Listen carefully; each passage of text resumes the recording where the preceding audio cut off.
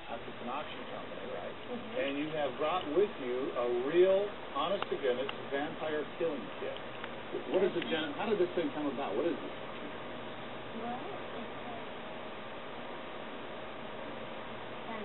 it's a cross. You can see that's a real working gun. A crucifix that contains a cross.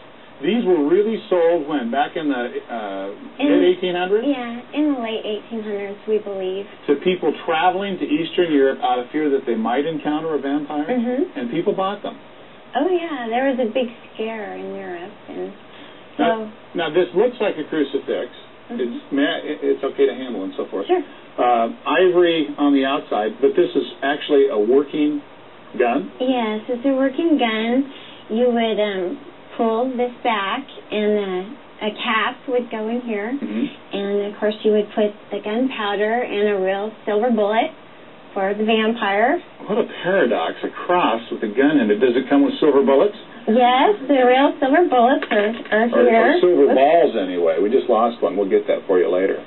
There it is, an actual, and that's made of silver, the ball. What are these other artifacts in here, the little round vial type thing?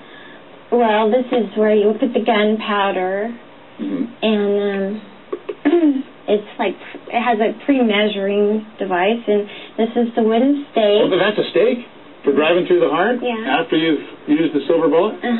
People aren't buying this at home, but this is real stuff. We're not kidding. Right. Okay. And it has this story here by Professor Bloomberg, who he wrote a book on vampires, and I think he kind of like capitalized on, the scare, and so he came out with this kit. A capitalistic vampire chaser.